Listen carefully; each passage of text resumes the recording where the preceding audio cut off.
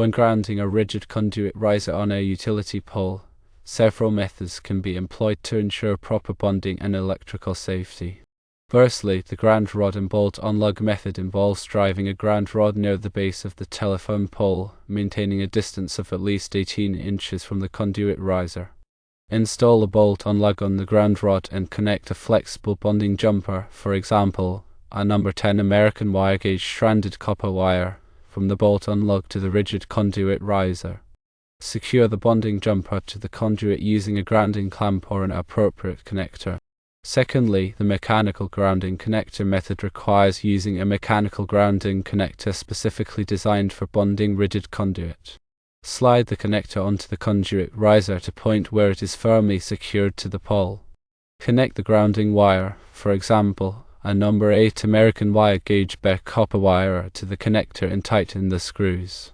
Run the grounding wire down the pole and connect it to the ground rod or other suitable grounding point. Thirdly, the bonding plate method involves installing a bonding plate on the rigid conduit riser adjacent to the steel sweep. Connect the grounding wire to the bonding plate using a grounding lug and secure the bonding plate to the conduit using bolts or screws. Ensure that all connections are clean and tight to ensure proper conductivity, regardless of the method used. The rigid conduit should be properly supported along its length to prevent damage, and the polyvinyl chloride, or PVC, conduit should be securely attached to the pole using appropriate clamps or brackets. It is crucial to consult with the local authority having jurisdiction, or OJ, for specific requirements and approvals in the area. When selecting a bonding jumper, ensure it is appropriately sized to handle potential fault currents. The National Electrical Code, or NEC, provides guidance on conductor sizing based on the size of the ungrounded conductors in the circuit. Refer to NEC Table 250.102. C1 for sizing bonding jumpers. The grounding electrode conductor, which connects the ground rod to the electrical system, should also be appropriately sized according to NEC Table 250.66. For a single ground rod, the NEC generally requires a minimum size of number 6 American wire gauge copper wire or number 4 American wire gauge aluminum wire. However, local codes may have more stringent requirements. When installing ground rods, ensure they are driven deep enough to achieve a low ground resistance. The NEC specifies that a single ground rod must have a resistance to ground of 25 ohms or less. If the resistance exceeds 25 ohms, a second ground rod must be installed at least 6 feet apart from the first. Measuring ground resistance requires specialized equipment, such as a ground resistance tester. This device injects a current into the ground and measures the voltage drop to determine the resistance. Always follow the manufacturer's instructions when using a ground resistance tester. Mechanical grounding connectors should be listed for the specific type and size of conduit being used. UL 467 covers grounding and bonding equipment and provides standards for the safety and performance of these connectors. Ensure that the connector is properly tightened to provide a secure and reliable connection. Over-tightening can damage the connector or the conduit, while under-tightening can result in a loose connection. Bonding plates should be made of a conductive material, such as copper or aluminum, and should be sized appropriately for the conduit being grounded. The bonding plate should have sufficient surface area to provide a low impedance path to ground. When installing bonding plates, ensure that the conduit surface is clean and free of any corrosion or debris. This will help to ensure a good electrical connection between the bonding plate and the conduit. The NEC requires that all grounding and bonding connections be accessible for inspection and maintenance. This means that the connections should not be buried or concealed in a way that makes them difficult to access. Regularly inspect grounding and bonding connections for signs of corrosion, damage, or looseness. If any problems are found, they should be corrected immediately to ensure the continued safety and effectiveness of the grounding system. When working with electrical systems, always follow safe work practices. De-energize the circuit before working on any equipment, and use appropriate personal protective equipment such as gloves and eye protection. If you are not comfortable working with electrical systems, consult with a qualified electrician. In areas with high soil resistivity, It may be necessary to use multiple ground rods or other grounding electrodes to achieve a low ground resistance. Soil resistivity is a measure of how well the soil conducts electricity. High soil resistivity can make it difficult to establish a good ground connection. The NEC provides guidance on grounding and bonding in different types of locations, including hazardous locations, healthcare facilities, and agricultural buildings. These locations may have specific requirements for grounding and bonding to protect against electrical shock and fire hazards. In addition to the NEC, local codes and regulations may also have specific requirements for grounding and bonding.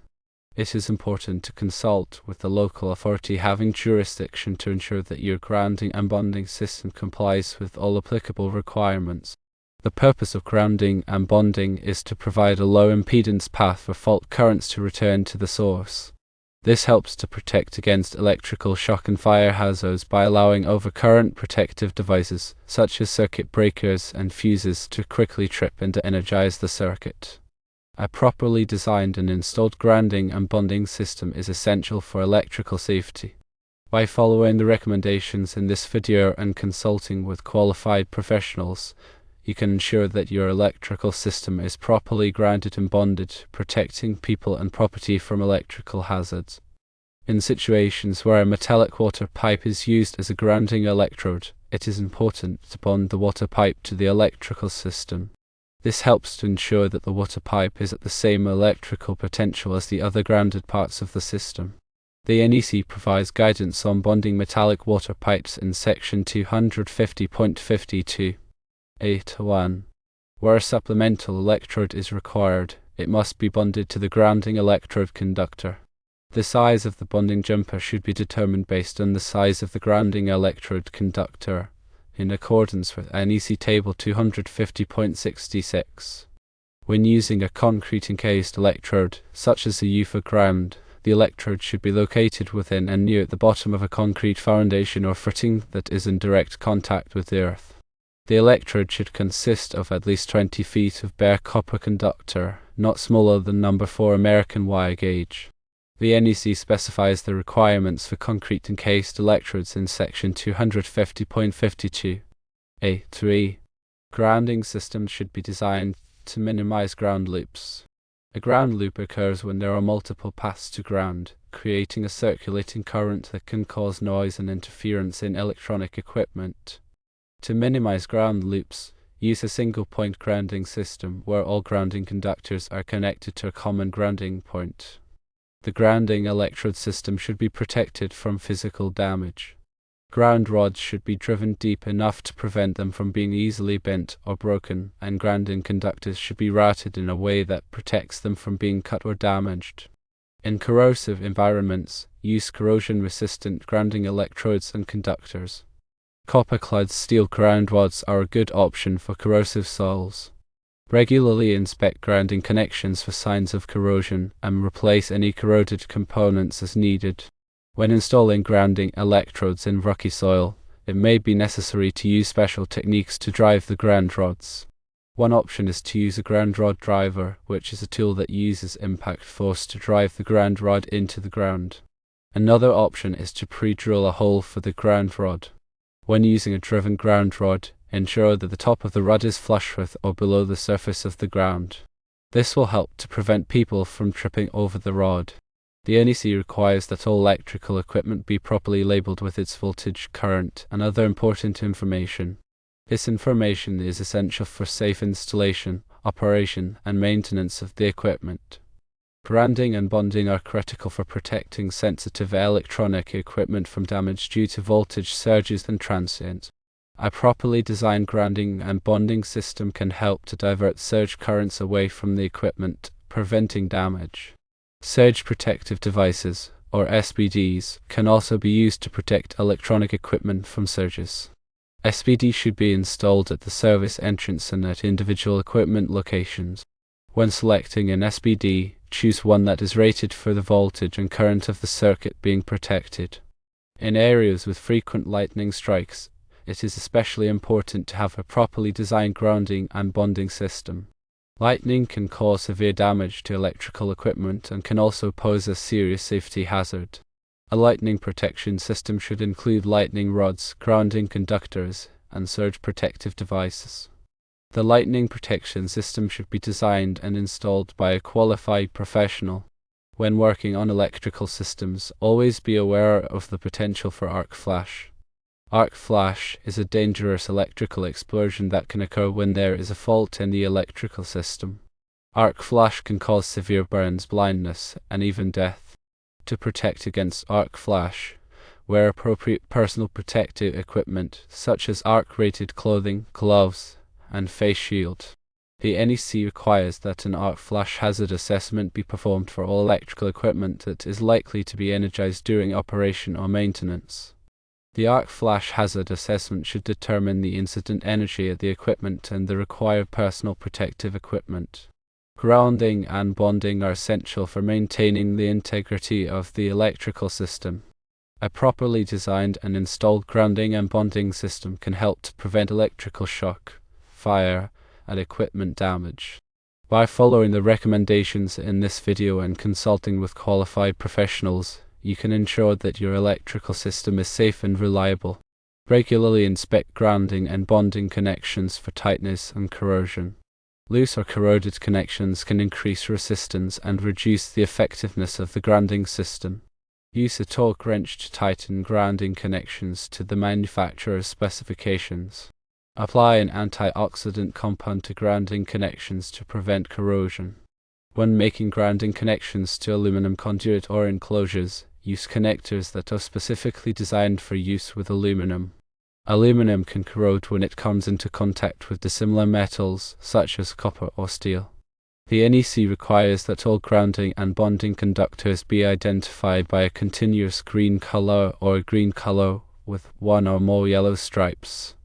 This makes it easy to identify grounding conductors and helps to prevent accidental disconnection. When running grounding conductors through metal enclosures, ensure that the conductors are protected from abrasion. Use bushings or grommets to protect the conductors where they pass through the metal. The NEC provides guidance on the protection of grounding conductors in section 250.64. When installing grounding electrodes in areas with underground utilities, be sure to locate the utilities before driving the ground rods. Contact the local utility companies to have them mark the location of their underground facilities. This will help to prevent damage to the utilities and will also protect you from electrical shock. Grounding and bonding are important for preventing electromagnetic interference, or EMI. EMI can cause noise and interference in electronic equipment, and it can also interfere with communication systems. A properly designed grounding and bonding system can help to reduce EMI by providing a low impedance path for unwanted currents to flow to ground. Use shielded cables and connectors to further reduce EMI. When working on electrical systems in hazardous locations, be sure to follow all applicable safety precautions. Hazardous locations are areas where there is a risk of explosion or fire due to the presence of flammable gases, vapors, or dusts. Electrical equipment used in hazardous locations must be specifically designed and approved for use in those locations. The NEC provides guidance on electrical installations in hazardous locations in Articles 500 through 516. Grounding and bonding are essential for ensuring the safety of electrical equipment and personnel in hazardous locations. A properly designed and installed grounding and bonding system can help to prevent explosions and fires by providing a low impedance path for fault currents to flow to ground. Use intrinsically safe equipment in hazardous locations whenever possible. Intrinsically safe equipment is designed to limit the amount of energy available in the equipment, preventing it from causing an ignition. Regularly inspect electrical equipment in hazardous locations for damage and wear. Replace any damaged or worn equipment immediately. Grounding and bonding are important for protecting against static electricity. Static electricity can build up on objects and surfaces, and it can discharge suddenly, causing a spark. These sparks can ignite flammable materials or damage sensitive electronic equipment. To prevent static electricity, use conductive materials and grounding straps. Maintain proper humidity levels in the work area. Regularly clean surfaces to remove dust and dirt, which can contribute to static electricity buildup.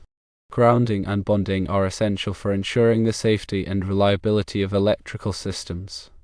By following the recommendations in this video and consulting with qualified professionals, you can help to prevent electrical shock, fire, equipment damage, and other hazards.